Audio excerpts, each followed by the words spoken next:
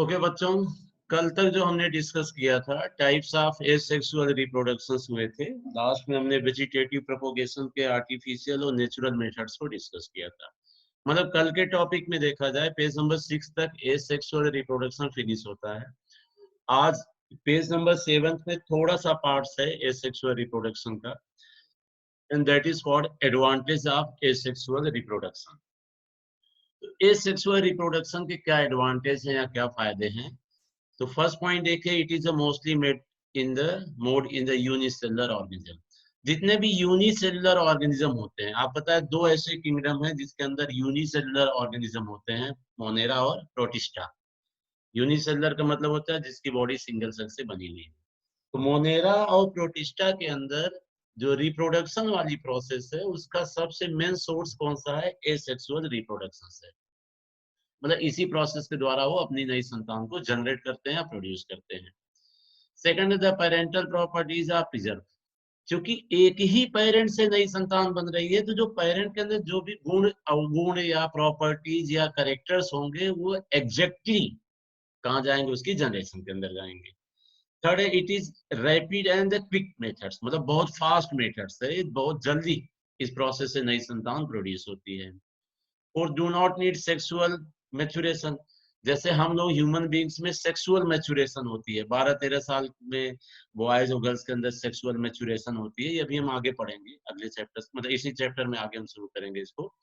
तो इस तरह से एसेक्सुअल रिप्रोडक्शन में किसी भी लिविंग थिंग्स को सेक्सुअल मैच्योरेशन या सेक्सुअल मैच्योरिटी की आवश्यकता नहीं पड़ती है। और फिफ्थ है, several number of methods are available. क्योंकि सेक्सुअल रिप्रोडक्शन एक ही तरीके से होता है, लेकिन एसेक्सुअल में आपने देखा कई तरीके होते हैं ना, जैसे बाइनरी फिजन है या मल्टीपल फिजन है ना, या regeneration, spore formation, fragmentation, vegetative propagation, cutting, grafting, layering, कई अल्टरनेट है। ऑर्गेनिज्म अपने हिसाब से जो उसको सुटेबल पड़ता है उसके हिसाब से नई संतान को प्रोड्यूस कर सकता है। बट सेक्सुअल रिप्रोडक्शन सिर्फ एक ही मोड होता है, उसको हम सेक्सुअल रिप्रोडक्शन ही कहते हैं, उसमें तमाम तरीके हम नहीं पढ़ेंगे। ये 4-5 ऐसे एडवांटेज हैं किसमें? सेक्सुअल रिप्रोडक्शन में। अब जो कहानी शुरू हो रही है, जो कॉम्प्लिकेटेड स्टोरी शुरू हो रही है आपकी, that is called sexual reproduction. Two different sex cell, sex cells का मतलब गैमीट्स, जैसे स्पर्म हो गया या ओवम हो गया, are involve for the birth of young ones. किसी भी संतान को प्रोड्यूस करने के लिए दो अपोजिट गैमीट्स, दो अपोजिट सेक्स सेल या दो अपोजिट स्पर्म एंड ओवम आपस में फ्यूज होंगे, कंबाइन होते हैं इसमें। Gametes come from the two different individuals called male gametes and the female gametes. Male body जो गैमीट प्रोड्यूस करेगा उसको हम मेल गैमीट्स कहते हैं या स्पर्म भी कह सकते हैं।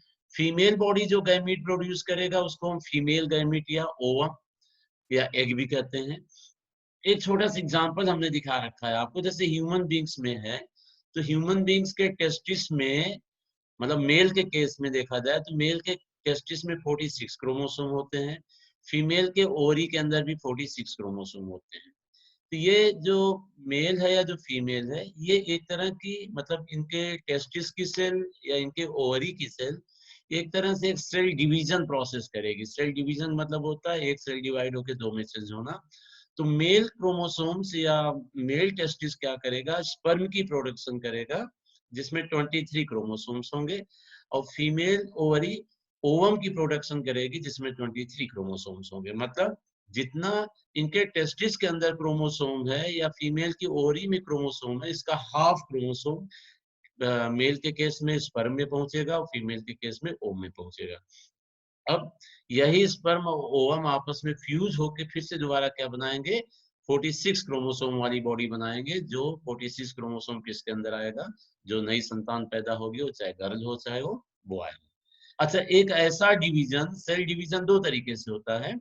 यहाँ पे एक ऐसा सेल डिवीजन जिसमें पेरेंट्स के क्रोमोसोम की संख्या जनरेशन में या ऑफस्प्रिंग में या संतान में एग्जैक्टली आधी हो जाती है। देखो 46 से कितना हो जा रहा है? 23 हो जा रहा है, चाहे वो मेल हो चाहे फीमेल हो।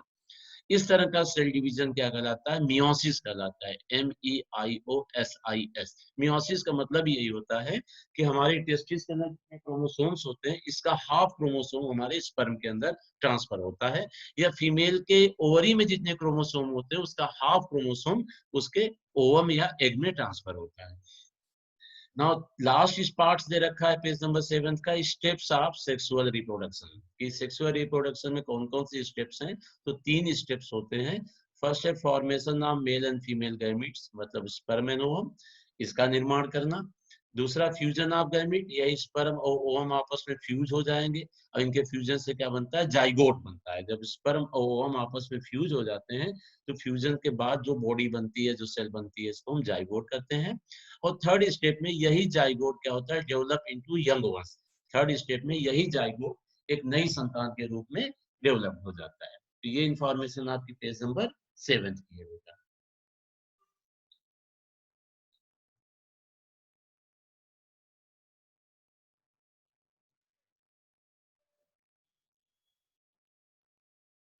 अब हमने पेज नंबर 8 पिक कर रखा है, तो पेज नंबर 8 पे एक कंपैरेटिव प्रॉपर्टीज हम लेके चल रहे हैं कि सेक्सुअल रिप्रोडक्शन और एसेक्सुअल रिप्रोडक्शन में अगर डिफरेंसेस या कंपेयर करें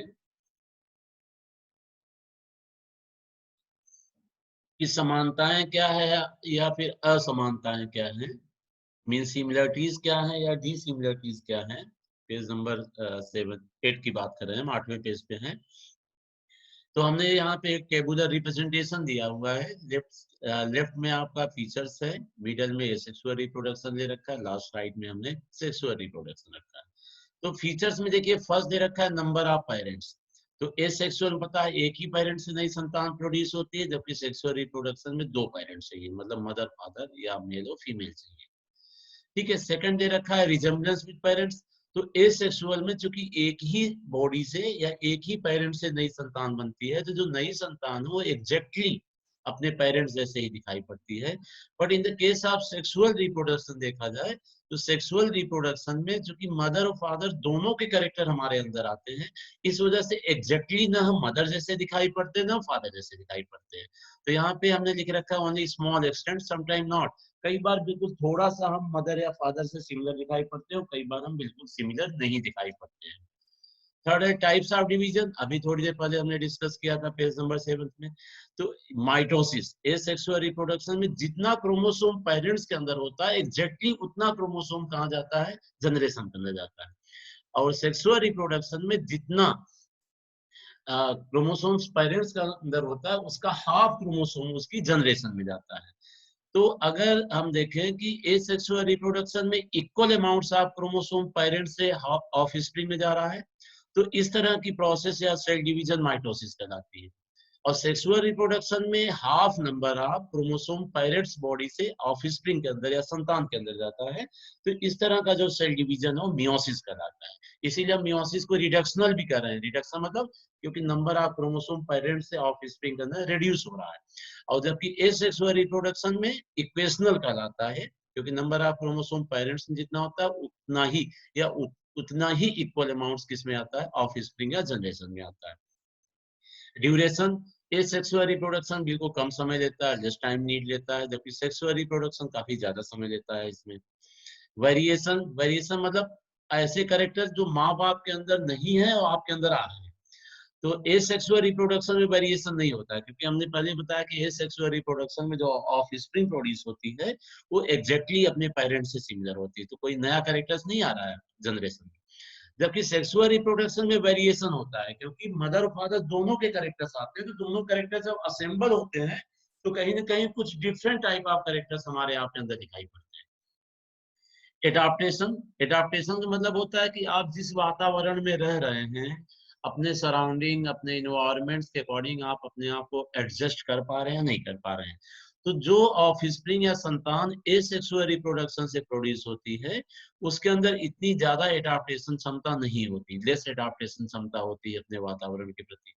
लेकिन जो ऑफस्प्रिंग सेक्सुअल रिप्रोडक्शन से प्रोड्यूस हो रहा है उसके अंदर अपने वातावरण के अकॉर्डिंग बहुत ज्यादा एडजस्ट करने की, बहुत ज्यादा एडॉप्ट करने की क्षमता होती है, मतलब बहुत ज्यादा पावरफुल कह सकते हैं आप।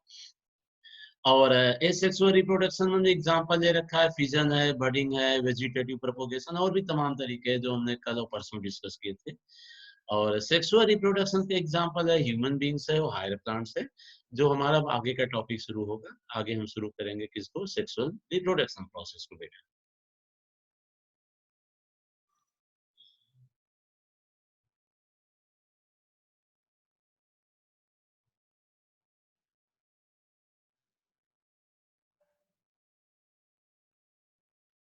ठीक है, अब हम डिस्कस कर रहे हैं, पेज नंबर 9 पे है, और ये पेज आपका आज के लिए लास्ट है। ध्यान से देखना इसको, sexual reproduction in flowering plants. पता है, जब आप 9th क्लास में अगर आपने पढ़ा होगा किंगडम सिस्टम, जिसमें एक चैप्टर है बायोडाइवर्सिटी इन लिविंग ऑर्गेनिज्म, अगर उसको पढ़ा होगा आपने, तो वहाँ ध्यान करिए आप कि जो प्लांट किंगडम था, इसको हमने 5 पार्ट्स में ब्रेक किया था।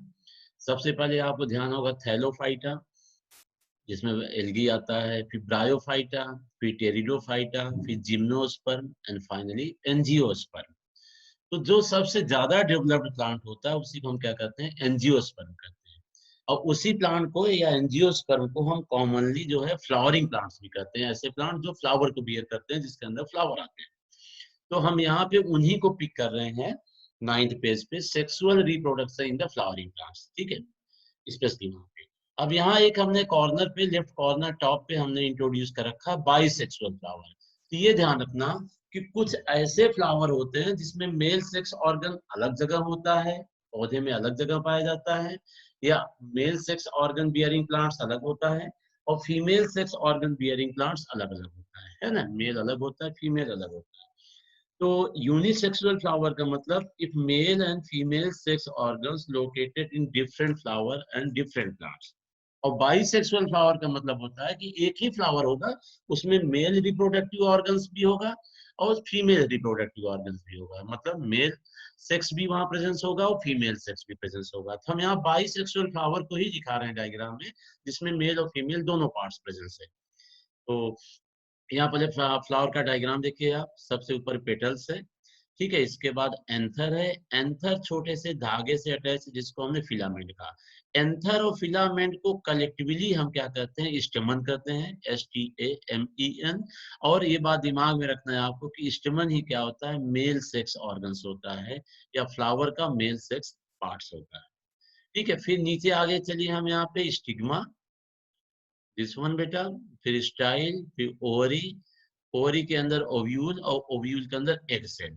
तो stigma, style, ovary, ovule, egg cell, इनको हम कलेक्टिवली फीमेल सेक्स ऑर्गन कहते हैं, या इनको हम कॉमनली पिस्टिल कहते हैं, PISTIL। तो मेल सेक्स ऑर्गन क्या कहलाता है, स्टमन कहलाता है, जो एंथर और फिलामेंट से बना हुआ होता है।